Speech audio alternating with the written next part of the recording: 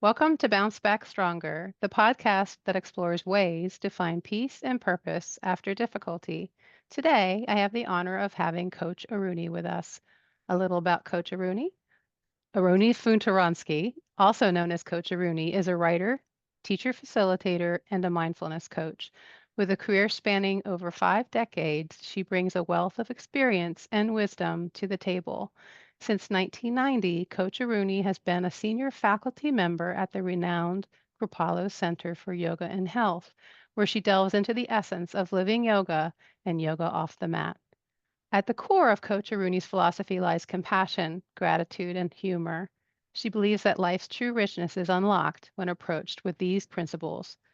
Drawing from her personal journey of recovery, she finds parallels between 12-step principles and living yoga, offering a unique perspective that resonates deeply with many. Thank you so much for being on the podcast, Aruni. It's an honor to speak with you. I'm really happy to be here. Thanks for asking. Yeah, I attended a class with you at Kripalu in 2015, and I know you won't remember that, but it was very impactful to me, my whole experience at Kripalu, and I actually recently talked about that with Stephen Cope too. And I've been following you really ever since. Over the pandemic, I think you did maybe one on grief or something related to grief, one Yes, workshop, grief, loss, which, and renewal, yeah, savoring life lessons.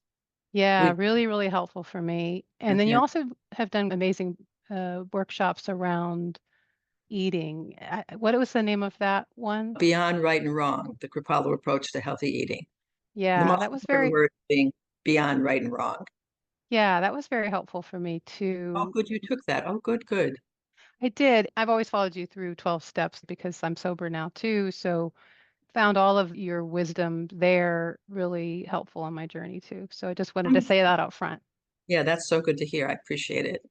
Yeah. Thank you. And maybe I'm gonna start off with one of these sentences I really resonated with from your website.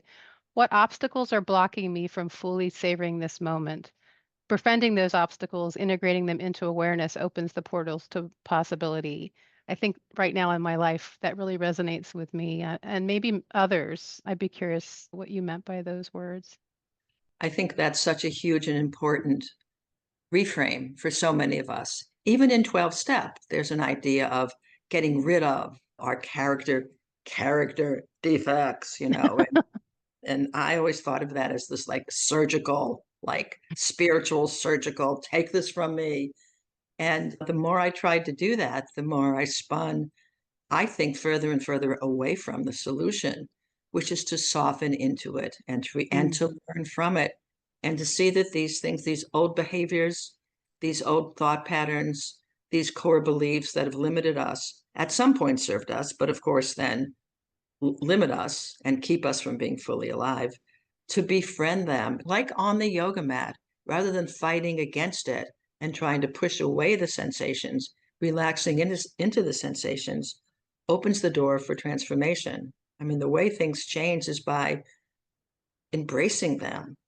It's so almost counter Western in a way. We're like the to do people and we're going to get rid of this. And that's not the solution. The solution is to let it be and to attend to it and pay attention to it. And Rumi says, meet them at the door laughing. I don't know about laughing. I don't know about laughing. Sometimes at 2 in the morning, my anxiety is not very funny to me. But I know that trying to rid myself of it is just, it's literally the wrong direction. When I get ready to attend to, say, anxiety, okay, God, okay, life, fill in the blank, okay, great spirit, okay, energy, I'm ready to look at this. It doesn't banish it from me. It gives me more opportunities to be present with it, to practice, right? yeah, yeah, definitely. Why do you think we're so hard on ourselves rather than befriending ourselves? I mean, it's a natural instinct almost to do the opposite of what we really need. Why? I think it's cellular. I think we Mm, learn. For me, so much of what fills me up is just this wild people pleasing. Like mm, if I do it right, then you mhm, love me. You mhm. know, It'll be different. it'll be different. It, if I just land at this time, like, if you knew me, if you really knew me, you would be out of here. So let me Yeah. be really really busy. And I come from worker bees, and so does Same. my wife. We're just little worker. We work and we work and getting a little tired of working like that. It's not working. Not The way I'm working. working is not working. The way I'm thinking about retiring isn't working. I'm like working at it. So I don't know why. I know for me, it's something I learned deeply from my family. Yeah. Just to keep The busy, just to keep going. Yeah, the retirement question is a really good one. What does that mean? And I've been talking about this with different people. I was talking to somebody actually last week, and she's like, beforehand, I was always so scheduled and I had so many things going all the time, and time was my enemy. And now time is my enemy in a different way because it's so vast. That's all the more reason to kind of be thinking about meditation and working with your mind because you have more time to let it spin if you're not working. More and more reasons to think about meditation and how to calm down. And absolutely, absolutely. I know life is asking me to let go of the way that I work and how busy I keep myself. And it's not that I don't enjoy the time when I'm not working. For me, it wraps around, Donna, something around how will I be of help? Mhm. But I think for a lot of us in the helping professions, it's a big one. My therapist got my attention. She's like, I was in this meeting and I was supposed to be talking about a program that I teach and love and wasn't exactly defending, but had to represent well. I had nothing to say. If you knew me, you would know that that's very odd, especially talking about the programming that I adore. I had nothing, and I wasn't uncomfortable. I was just really surprised because I felt safe with the people I was with in the meeting. Anyway, I talked to my therapist about it, and she said to me, Aruni, listen to that silence. And boy, did I hear her. Like she got my attention. Then she went on to say something I know, and we know that so many of us in the helping professions don't know how to say goodbye to the work and Yeah. keep doing the work after we know it's time to leave. So I don't want that. I don't want that. I want to trust that I'll be able to transition and find ways to be of service. I just want to be of service. That's Yeah. a real driver for me, especially now. I mean, with everything on this planet that seems so awry and so out of balance and out of kilter. Yeah. What But this you don't want your body to tell you to stop either. Like that's kind of where I have a pattern of that. I go and then I hit a wall and end up, in the hospital or something else, where my body goes, "Okay, if you're not going to stop, I'm going to I stop told for you." you, but here we are. Yeah. I know So I think, exactly what you mean. So I'm keeping an eye on it and trying in my own way to slow down. And it doesn't come naturally, but I'm yeah. tired. I'm more tired. There's a lot going on around us, and we just absorb it. There's a lot of trauma, a lot of stress, a lot of unknowns. Things that seemed unchangeable are changing. Yeah. So I Yeah. think we need to be careful. I think we need to be tender and careful with ourselves and with one another, especially. Yeah, and keep remembering that when we see people that are acting in ways that are hurtful, that they're acting out of their own pain, right? It is hard to do, but it's been helpful for me to kind of go, I can't do a thing about that. I'm not going Right. to be able to fix that at all. Well, I think getting a little sick before my most recent interaction with that has helped me to kind of go, okay, my body's saying you really can't do anything about this. You need to stop it. And I think for me, it was helpful to realize that. Then when I got the trigger again, I could go, oh, that's their problem. I'm not exactly. going to, I'm not going to do any good by being agitated about that or doing around it. It's very interesting and timely that you say that, Donna. I was home yesterday and we had somebody come and help with the house. And I know this guy, he's a good guy. I paid him and he started to go on about the cost of things. Like, okay, I could join that company. Yes, life is expensive. Yes, it is. And he just went on a tear about everybody and everything. And I felt myself kind of pull back and there was nothing to say. And I'm grateful that I just said, yeah, it's a hard time. Thank you, Milt. It's a hard time. But I think in the past, I might have been afraid. I didn't get afraid. I don't think I would have engaged in the past because I often feel like I don't have words. I'm so used to being around people that think like me and feel like me. I live in this very blue bubble here, and I work in a yoga center. I work in my Yeah. office. I was happy and grateful to notice that I didn't get all like constricted and like concerned and like, yeah. I have a Yeah. friend, my friend Joe has this mantra. He says, bless you, change me. Bless Mhm. you, change me. And it's just talking to a client about that. And we added, bless you, change me, and because there are people that she was talking about her mother-in-law and yeah, her mother-in-law could use some tweaks. I mean, can't we all? Yeah, we Can't we all. all? And Can't that's we a all? and that's a relationship that's rife, right? I think it's always good to kind of step back and look at that one. Like that one just it's always going to be a thing. It's It's kind of not built in. Yeah, yeah, I mean they make sitcoms about it. It's well-worn territory. absolutely, Uh, absolutely. maybe a good one to go to next is your philosophy emphasizes compassion and gratitude and humor as pillars. And I love your humor. Maybe talk a little bit about that and how you've used those tools in working with people. Well, compassion I see as a verb form. We know that the word kripalu means compassion. I found out that it means to be compassionate as in a verb form. Mm, And as a recovering English teacher, that made me very excited.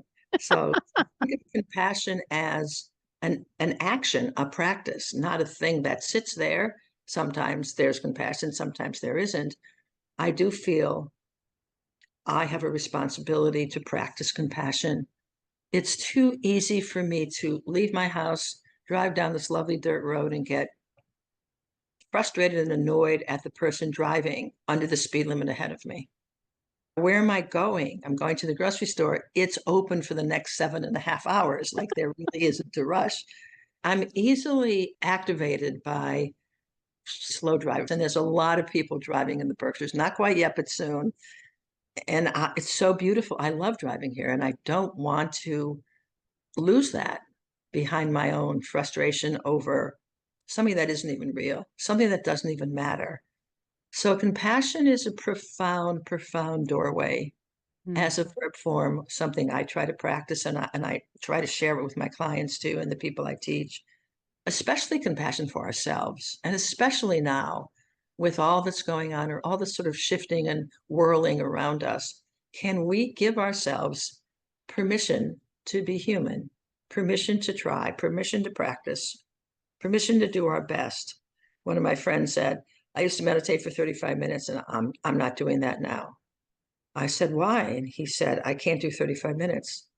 I said, dude, do two, open the door to two and sit there for 2 minutes, like to throw the whole thing out. And I think we are all mhm. or nothing in so All many or ways. nothing. Yeah. So it seems to me that compassion is just a really essential part of the Kripalu path. And so much of what I've learned at Kripalu to like, let it be okay to not know how. It's just like Yeah. terrifying. Somehow we're wired. I'm wired. Many of us are wired. I should know how to do this. I remember one of the first things I was doing at Grupalo, I was working on household. I was a volunteer and I was making bunk beds. I was up on Mm. the first bed trying to make the second bed. I started to weep. Like, I Oh. don't know how to make bunk beds. And in those days in the ashram, there was time for that kind of exploration. And the supervisor, lovely woman, took me down and said to me, of course you don't know how. We're here to learn how to make bunk beds. And it was just like life lesson, Mhm. thinking that I should know what was happening before it happens. And Mhm. that's my 2 a.m. thinking, kind of scanning the next day or the next challenge. And if that happens, then I'll do that. Or if this happens, I do that. And that whole trying to outthink reality that isn't even reality yet. So I think compassion for all of that, just meeting ourselves exactly where we are. And gratitude is a wonderful one. I know gratitude literally changes the chemistry of the brain. It's so easy to focus on what isn't happening rather than what is happening. Mhm. It's so easy to scan for what isn't going the way I think the world should be going in that moment. And that is just exhausting and futile. It doesn't help. It doesn't change anything. All it does is take me further away from the moment. And I'm ready to be in the moment. That's my practice. I just want to be here because everything else is just not working so well. And the moment Yeah. is scary, but it's always better than what I'm making up.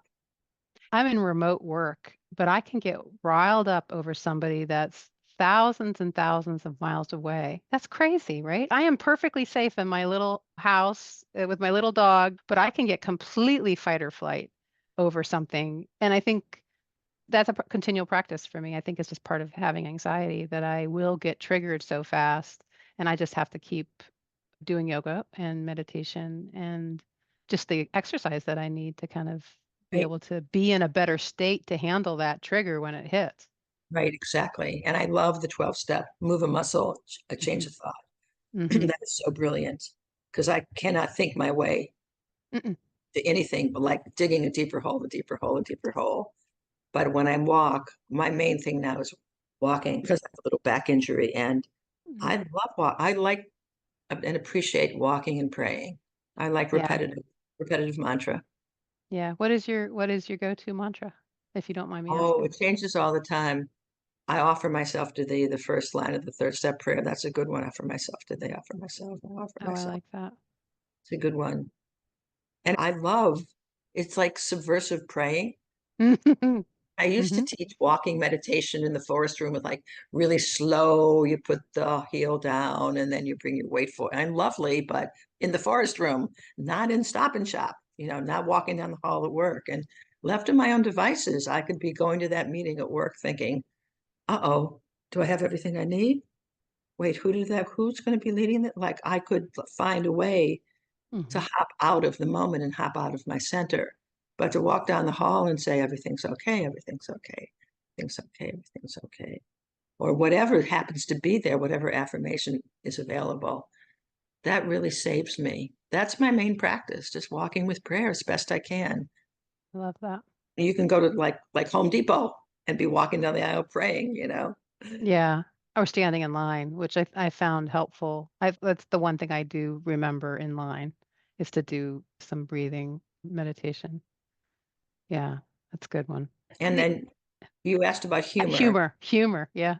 I don't really know what to say about humor. I don't know how that's become me and I've become that.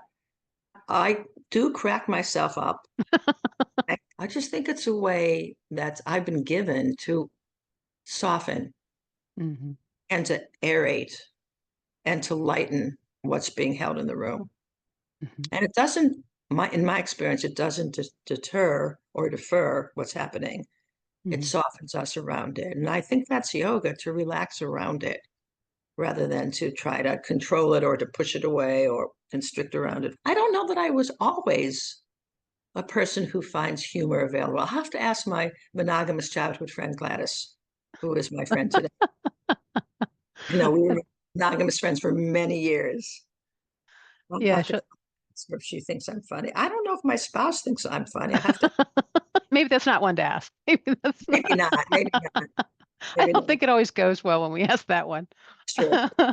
So one of the things I think, and tell me if I'm wrong, I believe you used to lead the Kripalu sharing circles. So one of my most profound experiences within one of those circles, like my first visit to Kripalu, and I'm wondering, what has some of the feedback been over the years on those circles? Like, have you heard other people say the same thing? Because I think for me, I went right after a yoga class and I said something in that sharing circle about my childhood abuse I had never said out loud, which was the beginning of a lot of opening for me. Fabulous. So You know, I'm just wondering how often you hear something like that. it's so funny you say that. I was just sitting in my office talking to a new client just a couple hours ago. She said the same thing.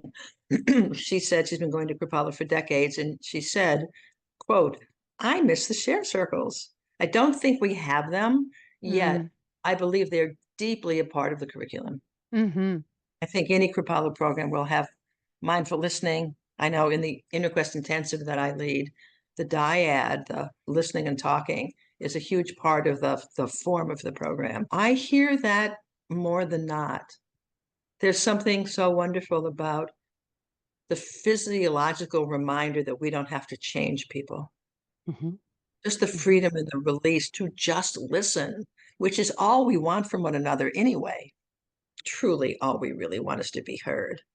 Yes. And it's so Yeah. effortless in a way to just sit and receive what each person brings. And I remember the magic of watching a theme emerge as one Mhm. person talks about something that sort of brings it forth in the room. And yeah, it's an incredibly bonding and relaxing and renewing practice.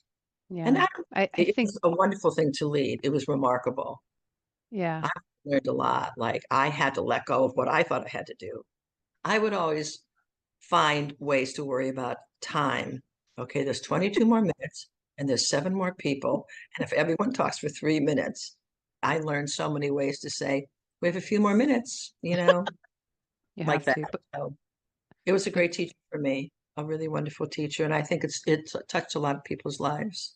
it And changed mine, again, I think. that's amazing, Donna, that you said that for the first time. That's I wonderful. never said it. The only person that I'd said it to was my husband and my psychologist. And it was profound because I needed to say it. But what's cool about it, it was still in that circle, right? Like I walked around and the people looked at me and I felt like they were looking, they probably weren't, but I felt like they were looking at me. But it opened up the ability to talk about it. And of course, eventually I kept writing about it. And I just released an interview with Mira Bartok, who also had a challenging relationship with her mother. And I asked her the question, I said, does your mother still kind of talk to you or in your mind? Because she ended up having to write her memoir about her mother because she couldn't stop thinking about her and she had to do it. And she said, no, I don't dream about her anymore. She's not there anymore. And I said, I had the same kind of thing. I kept having her following me. So there's something about like being able to do that in that circle and being able to start that process of kind of saying things that are so deep and getting them out. And then you have no idea where that's going to take you. I mean, that took me on a huge journey. It's a really special practice. Absolutely. Breaking the silence is such a doorway back. And Yeah. the energy of speaking begets more energy. Energy begets energy. And once the silence is broken, the healing could begin. Yeah, and you're not alone. I think there's a big part of that. Up until then, as you know, you feel like you're alone and you feel like it kind of reinforces all the bad about you. And so Right. when you're able to start to talk about it, it's very freeing and That's healing. very inspiring. Thanks for telling me that. That's remarkable. Yeah, well, thank you for leading them. So maybe talk a little bit about your Quest intensive that you're doing. And I think there's one in the summer, but I think this is going to probably air past that one. So there's going to be another one in the fall. What are those inner Quest intensives about? The inner quest is coming together and building the world that we want to live in, Nice. creating relationship with one another within boundaries, within a framework of how to be, creating boundaries, creating safety, creating opportunity to speak truth. It's deep, it's easy, it's fun, it's opening. We dance, we play, we sing, we breathe, we journal. It's been my greatest teacher in my life. Hmm, What I learn in the inner quest is whoever is there really truly is meant to be there. That that's there's beautiful. synchronicity in our coming together, and in that synchronicity, we build community. And as each one of us attends to our own healing, because we're not responsible for one another, of course, we're only responsible for ourselves. As each of us does that, something happens in the community. There's some oneness and some unity that is quite remarkable and quite breathtaking. It's a And fabulous, yeah, I love it dearly. I love it dearly.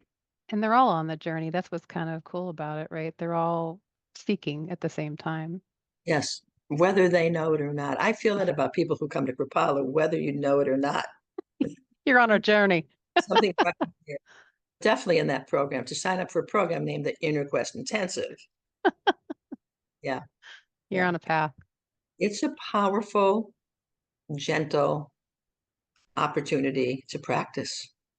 There's not that much teaching. Like there's a little teaching. Mostly it's experiences. We get to practice coming into relationship with the edge, with the parts of us that are like, I don't want to do that, or like just like on the yoga mat when you reach the edge, and rather than Right. push through it or pulling away from it, again, relaxing around it and naming it, like you just said so beautifully. And if we could speak it, we could heal it. If we could feel it, we could heal it. And so there's lots of opportunities to do that. It's something that I inherited from teachers older than me at Kripalu in around like 95, 96 after the ashram fell. I was a young teacher, but all the big kids left mostly. So I sort Wow. of inherited this program, and it's a huge blessing, like one of the biggest gifts I've been given in my life. It's like giant program. And over the years, I've kept what I hope is the essence of it and made it mine and offered it out. Actually, it'll be my 30th year teaching it 3 times a year. Wow. That's great. That's You must great. take it. Come and take it. I You. know. I'm thinking you're luring me. Yeah. You're luring me in after having you on and then Stephen Cope and then I'm I so happy Maria to talk to you. He's my buddy. And then Maria Serwa earlier in the year. I was blessed to teach with Maria a lot for a while. I took both of your grief workshops after I had a big loss, and those both were really helpful. Really, really I helpful. trust her deeply. I have a very high bar for teachers. I bet. Yeah, I've been exposed to the best, and I adore Maria and I love Kavi, and I trust both of them deeply. Yeah. Yeah. Yeah. I'm just honored to have the chance to speak with you. I read your emails every week, Oh, good, so good, good. yeah, so I'll have to see what happens with your thoughts around slowing down. Well, Okay. I'll learn from you. Yes, yes, yes. And when you come to Kripalu, please say hi. I will. I Think will. about taking the Absolutely. one of my programs, but the IQI for sure. I think that would be a good one for me. I need to get there. I've just got to figure out when. Of So course, all of the details. it's one of the things you said, kind of like when people are there, they really want to be there. Most people have to travel some distance and, really pair themselves away from their lives. So you're right. I think you got to figure that out. But once you do, it's worth it. So It does open a space that's very special. it So is. please take care. Thank you so much. Thank you so much. That's all for today. If you want to learn more about Aruni's workshops and books, those links will be in the show notes. Thank you so much for listening. I hope this episode was helpful. If it was, please subscribe, drop a review, or share it with your friends and family. That's the best way to get it in the hands of those who may benefit. And if my daughters Sienna and Sylvia are listening, I want you to know how proud I am of you, and I love you so much. Bye now.